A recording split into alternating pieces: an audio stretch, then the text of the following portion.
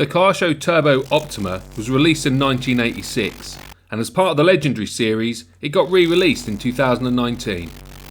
The re-release was updated, allowing it to accept modern-day brushless systems, and this is the offering from Kyosho themselves. Now, being an old-school kid born in the 70s, I can't keep away from brushed motors, so I picked this up on eBay, the 240ST. It's the slightly less flash version of the 240S, which was supplied with the original release back in 1986 and had the benefit of being rebuildable and having bearings. Speaking of the original release, the alloy ladder frame chassis was anodised in gold after selling 100,000 kits. So seeing this in the re-release is just absolutely awesome. It's such a great looking buggy and the box art suits it to a T. But when I saw those gold shocks, one colour just sprang to mind. But before we get into this custom paint job, let's take a look at the buggies that share the same chassis style and give credit to Akira Kanawa.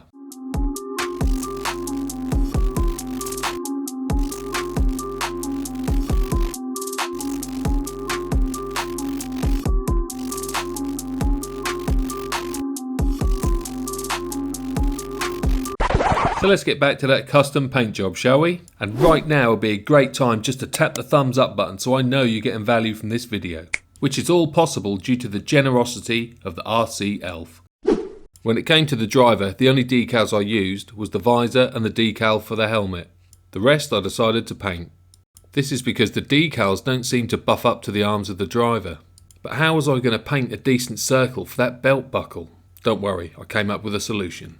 After brush painting the seat belts and the gloves, I masked it off and painted black all around the driver, including the outer circle of the belt buckle. And here you can also see I've added silver to the centre of the buckle. Now let me show you how I made that perfect circle. I added some masking tape to a piece of card and cut it out with a hole punch. It was a perfect size, but painting silver over other colours, I'm always a bit cautious because it seems to eat away at the paint. So using some Tamiya tape and a bin liner, I masked that area off before I painted the silver. Now if it was summertime, it would be less of a problem because paint does dry properly, but in the winter the air's damp, things dry a lot slower, and like I say, silver seems to eat away at paint sometimes. All I've got to do now is paint the driver, and this is the end result. I used a liquid chrome pen for the belt buckles and a black Sharpie just to go around the seat belt. For my skill level, I think that looks decent. And if you want to see how I detailed the driver's helmet with a working visor, I'll leave a link in the description below. Before I show you how I custom painted the body shell, let's just honour this blister packaging. It's beautiful, isn't it? So after carefully cutting out the body shell, first I masked off everything to paint metallic red and then I did the metallic green. That's right, metallic green was the best colour that I thought would go with those gold shocks. Now whenever I paint an election shell, I'm always using masking tape to make a handle on the top because it makes life much easier when painting. So after painting my accent colours, I let them dry for probably about a week before masking them off and painting the rest of the buggy shell white. I masked them off because I wanted all colours on the shell to be backed with silver. The only masking that I used provided in the Kyosho kit was for the windows, and here you can see how sticky it is. So tacky, but it does leave a very neat line. For the white line below the window here, I used Tamiya 5mm masking tape, the one suitable for curves. I've already removed the protective film, so now it's time to get the decals on, or stickers, whatever you want to call them. I always float them on with water which has a tiny bit of dish soap in it. It just helps me get them in position because I can't do it first time. They end up getting stuck, then I stretch them, then they're no good. No one wants that. No! So let's fast forward to the last decal. As you can see, the body's a bit wet, so what I did was squeege out the water from under the decal with a credit card. Then I used a hairdryer just to make sure it's all dry and stuck down well. Before we can mount this body shell, we need to sort out the electrics. And this is where things started to get a little bit tricky for me. First, I installed the servo. That wasn't too bad, but the cable management was a nightmare. Let me show you what I mean in the manual. So as you can see here, the servo wire goes under the top plate and through an opening. And there is a warning saying, arrange so servo wire is not caught by battery. Well, no matter what I did, the battery caught the wire non-stop. After fiddling around for ages trying to make it work, I thought, forget this. And I ran the wire over the top of the battery retainer, which totally eliminates the battery getting snagged on the wire. Sorted.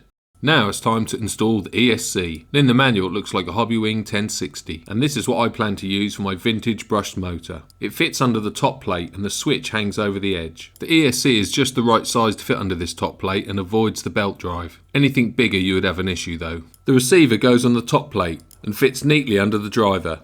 I centered the receiver by using these two screws as a guide. Then I tidied up the wires using zip ties, making sure the wire feeds through the back. I cut a section out of the back of the driver for that wire to feed through, and now it's time to see if it'll all fit okay. The driver slots into place neatly under the two washers at the rear and at the front using the retaining plug. You old school cats will probably already know this, but for anyone else, you'll notice the motor has a run time of 4 minutes and the number on the can is 240. That's the number of seconds in 4 minutes. Taking a look at the manual for the 240ST, it shows you what connectors to use for the motor wires. But not having any at the moment, I decided to use 4.8mm flag connectors. I cut back the rubber insulator to the right length for the flag connector, then I tinned the wire and added a little bit more solder just to make a secure connection. And here it is installed, and I think it looks pretty tidy. And with those ventilation holes, I'll still get to see that vintage motor.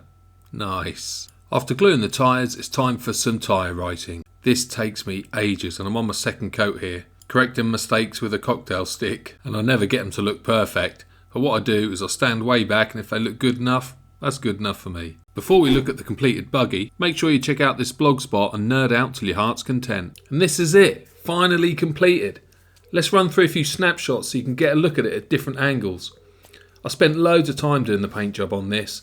Light coats, checking the mask and making sure the lines were good, and just praying that there was no paint bleed, because you know how that goes.